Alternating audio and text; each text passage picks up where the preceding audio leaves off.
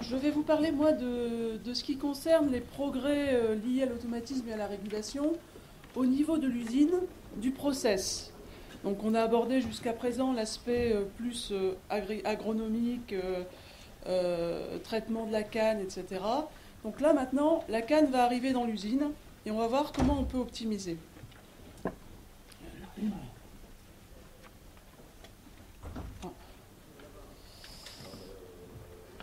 Voilà. Donc pour ça, plusieurs points. Donc le premier, donc un rappel sur l'automatisation et ses avantages, ce que l'on en attend. Les capteurs innovants et ce qu'il est possible de faire maintenant avec les systèmes de contrôle centralisés. Tout ce qui est possible en termes de développement.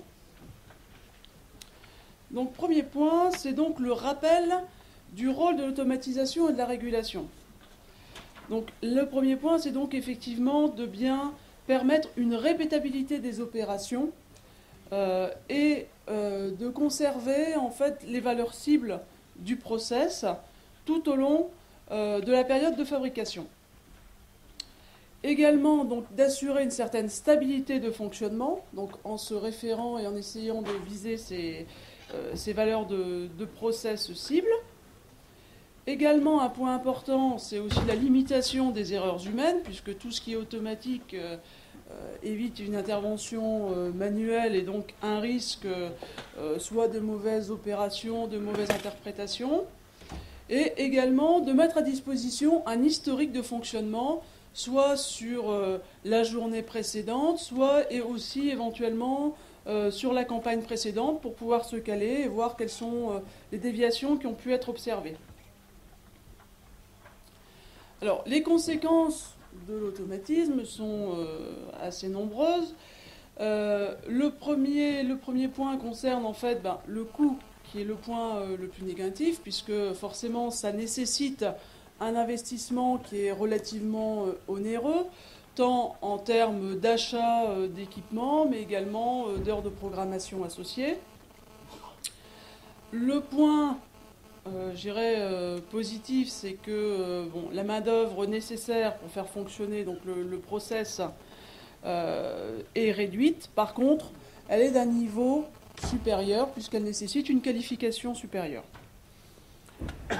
Un point important également concerne tout ce qui est l'amélioration des rendements d'extraction que l'on va pouvoir obtenir, lié notamment au fait que le fonctionnement de l'usine sera beaucoup plus stable, beaucoup plus régulier et beaucoup plus répétitif. Cela conduit donc le fait d'avoir un fonctionnement stable à une réduction de tout ce qui est consommation à la fois énergétique, également de tout ce qui est consommable divers, notamment les produits chimiques qui seront nécessaires pour le process. Un avantage également est que l'on peut disposer d'un historique. Alors, notamment quand un incident de fonctionnement apparaît et que l'on veut essayer de découvrir quelle est la cause de façon à pouvoir la traiter, ou lorsque l'on redémarre après une période d'intercampagne, de façon à avoir un état historique que l'on peut utiliser en base de référence et qui servira donc qui servira en fait de point de départ, que l'on pourra améliorer forcément au cours de la campagne, mais qui sera déjà une bonne base de départ et on ne cherchera pas les valeurs cibles process en tâtonnant au démarrage. Donc cela conduit globalement à un gain financier sur le fonctionnement de l'usine. Alors, au niveau des capteurs, donc je passe sur tout ce qui est capteurs très classiques, qui sont maintenant bien connus en sucrerie, du type capteur de température, de pression, de niveau, de débit, qui sont des choses qui sont déjà installées depuis plusieurs décennies, pour me focaliser sur des capteurs qui sont plus innovants, qui apportent quelque chose de relativement nouveau dans l'exploitation de la sucrerie. Donc juste un petit point concernant une amélioration générale que l'on peut observer sur les degrés de précision des mesures que l'on va pouvoir récupérer de ces capteurs, notamment au niveau des débitmètres. Beaucoup de progrès ont été faits ces dernières années sur des applications un peu délicates, assez complexes, notamment sur tout ce qui est condensat à basse conductivité. Donc on avait assez de mal à pouvoir estimer les débits précisément. Tout ce qui est également mesure des débits de messe cuite. Donc ces éléments-là peuvent être maintenant mesurés avec un peu plus de précision que ce qui se faisait de par le passé. Alors, au niveau des innovations, bon là j'ai représenté très schématiquement le process d'une sucrerie de canne, avec une grande partie préparation et extraction du jus, l'épuration. Au niveau donc des liaisons que l'on peut avoir également avec la chaudière et le turbo alternateur, avec à la fois distribution de la bagasse, retour des kilowatts générés par les turbo-alternateurs, donc au niveau du process. Également, donc, on a une partie évaporation donc, qui aura besoin de la vapeur produite en chaufferie et retour des condensats que l'on souhaite le plus propre possible. La partie après cristallisation, essorage, raffinage et séchage du sucre et vers le produit fini. Alors, la première partie, en fait, concerne tout ce qui est préparation et extraction de la canne. Donc, on va trouver dans les capteurs innovants, notamment tout ce qui est capteur de vibration, que l'on va installer sur les shredders, mais également sur l'entraînement de ces shredders, c'est-à-dire soit une turbine à vapeur, soit un moteur électrique. Le but étant d'assurer une sauvegarde de l'équipement et éviter pouvoir mettre en sécurité l'équipement dès que l'on observe une dérive et éviter toute dégradation mécanique majeure qui engendrerait donc des coûts de maintenance importants. Ensuite, le deuxième capteur qui est significatif sur cette partie préparation de canne concerne en fait la mesure de l'humidité de la bagasse, donc, qui peut se faire maintenant en ligne par proche infrarouge. Alors bon, c'est ce que l'on voit sur la petite photo qui est juste là, où on a la bagasse donc, qui arrive de la sortie des moulins, qui va alimenter les chaudières. Alors, en fait, la mesure de l'humidité bagasse, donc associée à la mesure du débit de canne à l'entrée des moulins, donc permet à la fois d'optimiser l'imbibition en fonction de la cadence de l'usine, c'est-à-dire éviter de continuer à mettre de l'eau d'imbibition si on est en ralentissement significatif de la cadence de canne entrée à l'usine. Et également, deuxième point, ça permet aussi d'avoir une visu en direct de ce qui va alimenter les chaudières. De façon à pouvoir réagir très rapidement si l'on observe une dérive au niveau de l'humidité, c'est-à-dire une humidité qui va monter de façon importante de plusieurs pourcents, pour aller chercher l'origine de cette variabilité et pouvoir y remédier rapidement. Sachant que de plus en plus on tend à installer des chaudières à haute pression, à haut rendement, de façon à pouvoir derrière faire de la cogénération et revendre de l'électricité. Donc tout impact sur l'humidité bagasse va directement aller impacter le rendement de la chaudière et donc, in fine, les kilowatts que l'on va pouvoir ou disposer dans l'usine pour des besoins d'irrigation ou revendre sur le réseau. Donc ça peut aussi avoir un intérêt pour les usines qui revendent leurs bagasses à des centrales thermiques pour justement réagir au plus vite et éviter d'avoir, le laps de temps entre l'analyse classique et le temps de réaction sur le site pour pouvoir donc éviter d'être pénalisé au niveau de l'humidité. Alors, au niveau de la centrale thermique, Donc on a effectivement donc, cette bagasse qui arrive. En sortie, qu'est-ce que l'on va pouvoir mesurer? Donc on a un point qui est important également, qui est la mesure de la qualité des condensats qui vont être recyclés en chaufferie. Donc on mesure par spectromètre de flamme, on fait un petit prélèvement en fait en ligne sur la tuyauterie de retour d'eau vers la chaufferie, de façon à pouvoir déclencher une alarme dès qu'on atteint environ les 15 ppm de sucre dans les eaux de retour. Cela a pour but de protéger les chaudières. Alors, a fortiori, avec des chaudières de plus en plus à haute pression et à haut rendement, on est très très sensibilisé à la qualité de l'eau. Autant de par le passé, je veux dire, avec des chaudières qui étaient des chaudières à 20 bars, toute qualité d'eau était plus ou moins acceptable. Maintenant que l'on a des chaudières qui peuvent monter à 80-100 bars, la qualité de l'eau est un point primordial pour la sauvegarde et pour le fonctionnement correct de ces chaudières.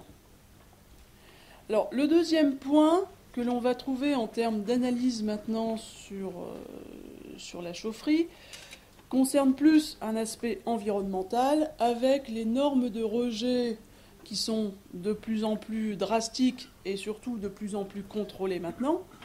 Donc on va pouvoir trouver des analyseurs en fait sur les fumées de chaudière qui vont à la fois contrôler les teneurs en O2, en CO2, en NO dans ces fumées et également la quantité de poussière qui sera rejetée par ces fumées.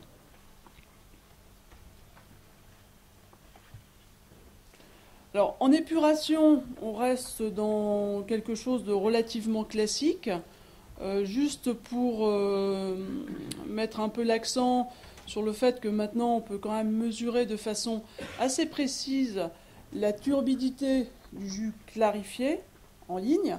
Donc, c'est-à-dire qu'on vient s'assurer que les jus issus des décanteurs ne contiennent pas trop de matière en suspension, ou en tout cas qu'il n'y a pas de dérive significative au niveau du fonctionnement.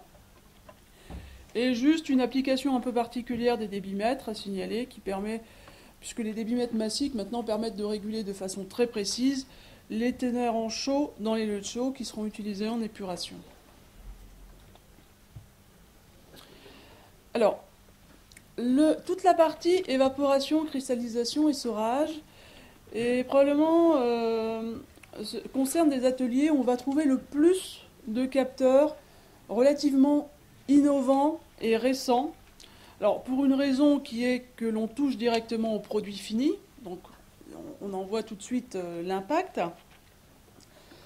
On va aussi avoir un impact sur le fait que on veut être au plus près des consommations énergétiques, des consommations et des rendements de cristaux, de façon à pouvoir optimiser le process et à dégager du gain par de l'optimisation. Et là, on est directement sur cet aspect-là. Donc on va pouvoir optimiser en fait tous les bricks et les mesurer aux différentes étapes de l'évaporation, de la cristallisation sur les différents jets, que ce soit sur des sirops, sur des masses cuites. On va également pouvoir visualiser par des microscopes de cuite l'évolution des cristaux dans les différentes phases du cycle. Donc les microscopes de cuite sont une technologie qui existe depuis assez longtemps, mais qui était purement de l'analogique, c'est-à-dire qu'on avait une sortie avec une caméra et on regardait, on disait c'est bien, c'est pas bien, on peut améliorer, etc. Donc je ne dévoilerai pas trop le sujet puisque M. Gaillac va en parler par la suite. Donc maintenant on est plus dans une phase de mesure que vraiment de qualitatif. Donc ce qui permet quand même de bien savoir et d'avoir une référence qui puisse être suivie lors des différents cycles. Alors, un autre point important, puisque là, il touche directement à la qualité du sucre sorti, qui est la mesure en ligne de la couleur du sucre sorti. On va donc aller mesurer, donc de la même façon, je n'irai pas dans le détail de l'explication de la technologie, mais au moins de la fonctionnalité. C'est-à-dire que nous avons la possibilité maintenant d'aller contrôler en ligne directement la couleur du sucre produit. L'avantage est quand même relativement est pluriel. On va pouvoir à la fois éviter la surqualité, c'est-à-dire que si l'on a un sucre qui est trop blanc par rapport à notre impératif commercial, on va avoir tendance à... Ça veut dire que l'on met trop d'eau pour claircer, donc ce qui veut dire que l'on refond du sucre, et donc ça a un impact négatif sur la consommation énergétique de l'usine. On perd de l'argent pour rien. D'un autre côté, si la couleur est au-delà de ce que les spécifications commerciales acceptent, là, dans ces cas-là, il faut travailler directement en alarme pour pouvoir aller soit déclasser le sucre, soit intervenir directement sur les paramètres de fonctionnement ou des appareils à cuire ou des essoreuses. Voilà. Donc cet appareil peut également s'installer, je dirais, après la partie séchage, de façon à directement soit classifier une ou deux qualités de sucre en fonction des coloris, soit également travailler en alarme pour éviter, de mettre du sucre non commercial mélangé à un sucre qui est conforme. Alors, sur la partie séchage, on va retrouver en fait quelque chose qui est relativement innovant, mais qui n'est pas encore très développé. C'est la mesure de l'humidité en ligne par micro-ondes, pour s'assurer donc que l'opération de séchage est faite correctement. Et corollaire à ça, donc l'humidité relative de l'air qui est utilisée pour le séchage peut également être contrôlée pour affiner les paramètres process. Alors, au niveau de tous ces capteurs, plus ou moins innovants, je pense que celui qui est amené à se développer probablement le plus rapidement et de manière la plus importante dans les années qui viennent sera probablement le capteur d'humidité en ligne sur la bagasse. Pour des raisons économiques évidentes, en ce sens que si on peut optimiser directement le fonctionnement des chaudières, là on a un gain financier immédiat. Alors, l'autre volet concerne plus les systèmes centraux de commande. Donc je vous ai mis ici, en fait, une architecture relativement classique de ce que l'on peut imaginer au niveau d'une architecture de contrôle d'une usine.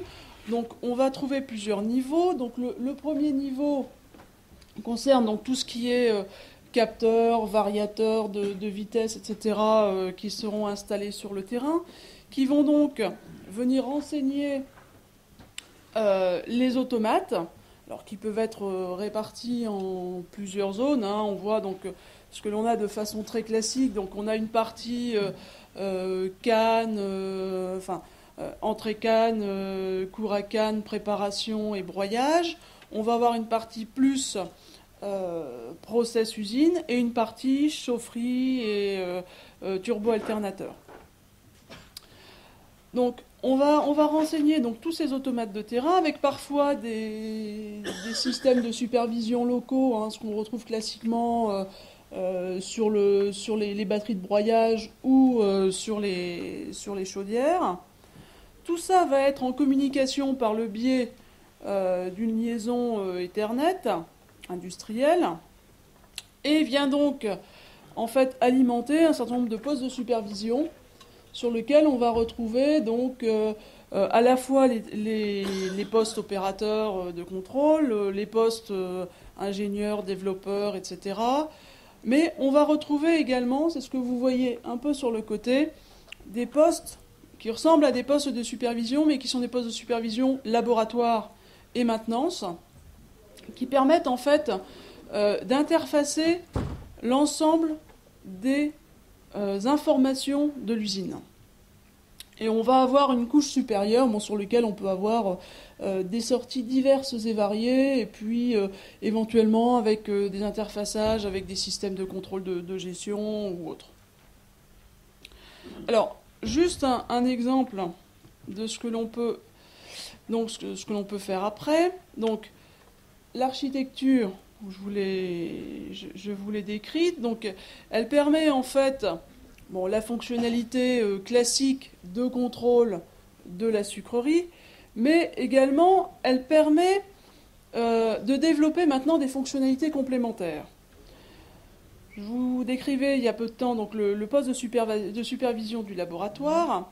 En fait, ce poste qui est connecté avec le système de contrôle central permet de rentrer au même titre que n'importe quelle information de niveau, de température venant de l'usine, un certain nombre d'analyses qui sont réalisées au laboratoire et donc de lier tout ça aux paramètres opératoires.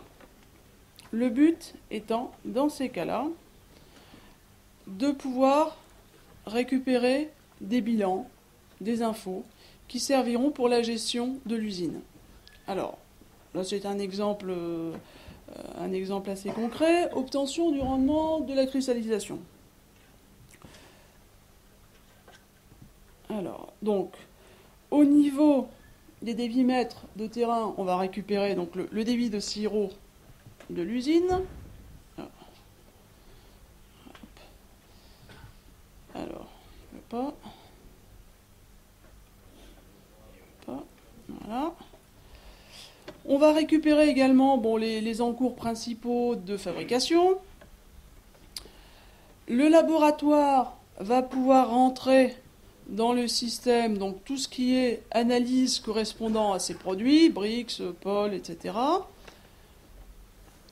On va également avoir le débit de sucre qui peut être mesuré soit par une bascule ou un rouleau peseur, et par le biais en fait d'un petit programme qui sera prédéfini et qui permettra donc de prendre en compte toutes ces informations. Donc il est possible en fait d'avoir en direct un rendement de cristallisation. Alors, on peut avoir le rendement d'une usine, on peut avoir le rendement d'un atelier beaucoup plus limité ou d'un équipement spécifique. Le tout étant de le programmer en fonction de ce que l'on souhaite faire et de ce que l'on souhaite en faire aussi. Mais l'avantage est que cela permet d'avoir une visu beaucoup plus rapide et sur un laps de temps beaucoup plus court que d'attendre la situation, soit la situation journalière après avoir rentré les analyses laboratoires de la journée, soit la situation sur la semaine. Ou bon, voilà. Donc on peut déjà avoir au moins une idée d'un rendement sur une période de fabrication qui peut être beaucoup plus courte que celle que l'on observe actuellement.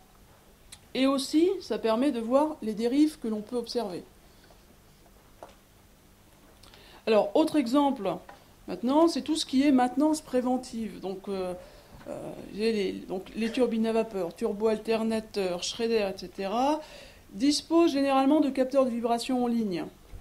Donc, cette connexion, en fait, sur le système de maintenance, donc, permet à la fois donc, de disposer d'un historique des vibrations observées en campagne, donc de générer des alarmes en cours de fabrication, et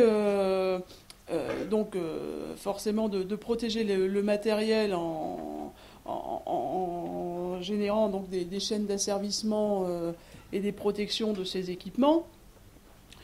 Mais aussi, dans ces cas-là, nous pouvons disposer d'un historique qui permettra un retraitement de ces informations en intercampagne de façon à faire la maintenance qui s'impose. Alors, donc là, une application maintenance. Donc, on va avoir donc, sur le Schrader un capteur de vibration, sur les turbo-alternateurs également. Donc, au niveau des systèmes et des postes de supervision opérateur, nous allons avoir les alarmes et les asservissements nécessaires pour protéger ces équipements en fonctionnement. Et nous allons disposer également d'un historique pour la maintenance en intercampagne. Alors, bon, vous allez me dire, ça c'est très bien, c'est un système complet, tout est interfacé, c'est très bien dans le cas d'une usine neuve, mais finalement, ce n'est pas le cas qui est retrouvé le plus classiquement dans nos usines. Beaucoup d'usines sont plus des usines existantes qui ont un passé, qui ne sont pas forcément structurées de cette façon-là. Bon, ce qui est sûr, c'est que ce système-là de globalisation et de communication est à réfléchir même quand on parle d'amélioration d'usines existantes. C'est-à-dire qu'à terme, de toute façon, il y a toujours des étapes d'automatisation des ateliers, d'une partie des usines, etc. Donc le but est bien de réfléchir à ce que l'on veut faire après au niveau de l'automatisation. Puisque on voit également, donc à la fois, on peut avoir des liens avec la maintenance, on peut avoir des liens avec des sorties automatiques de rendement, de consommation et autres. Un point que je n'ai pas encore abordé, qui est celui, donc on voit ici une petite liaison Internet qui permet en fait de s'ouvrir un peu sur le monde. Et à ce titre-là, on peut tout envisager. C'est-à-dire que l'on peut envisager à la fois du contrôle à distance, soit par des exploitants qui sont en mission à l'extérieur, soit par les dirigeants qui souhaitent avoir une visu à distance de certains paramètres ou de certains rendements qui peuvent se faire. On peut aussi imaginer de la maintenance à distance de certains équipements relativement onéreux. Donc, le but de l'automatisation, maintenant, il est pluriel. Il est à la fois de pouvoir assurer la conduite optimisée de l'usine, mais aussi de bien penser à ce que l'on veut en faire après en termes de possibilités d'information multiservices. La question est, vous avez parlé de normes de rejet atmosphérique à la sortie des chaudières. Oui. Quel référentiel est pris généralement? Est-ce que ce sont les normes européennes? Est-ce que ce sont Quel référentiel est adopté aujourd'hui dans les sucreries de canne à sucre de par le monde? Tout dépend de la réglementation dont elle dépend. Forcément, je veux dire, la réglementation que l'on prend en compte, nous, n'a pas... Elle est pluridisciplinaire, enfin pas pluridisciplinaire, mais elle dépend vraiment du contexte. Quand on regarde en fait les informations qui sont données, par exemple,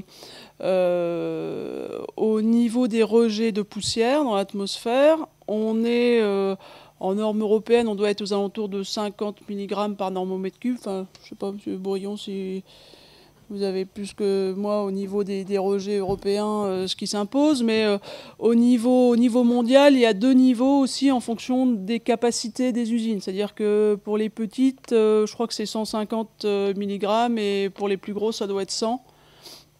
Bon, ce sont les normes maintenant qui sont... préconisé au niveau mondial, mais on sait qu'il y a encore du chemin pour bon nombre de sucreries avant d'atteindre ces niveaux. Hein. Vous avez parlé d'investissement. Oui. Que c'était le point le plus négatif. Oui, forcément. Avez-vous une idée de la durée moyenne de retour sur investissement? Non, c'est excessivement difficile à dire, pour plusieurs raisons. C'est-à-dire que quand on part d'un projet Greenfield, l'automatisme est forcément intégré de façon plus ou moins évoluée, s'entend, hein, mais est toujours intégré à un moment ou à un autre dans le projet. Quand on parle d'une usine existante, alors là, on va vraiment avoir des choses très disparates, puisque ça dépend à la fois, je vais dire, du coût réel de l'investissement, mais aussi le temps de retour dépend des possibilités de revente d'électricité complémentaire ou pas, du point dont on part et au point auquel on souhaite arriver. Donc, c'est excessivement complexe de parler de temps de retour. Dire le coût de la main-d'œuvre a aussi un impact sur le temps de retour, puisque donc ça c'est quelque chose qui est excessivement complexe à estimer. C'est vraiment au cas par cas.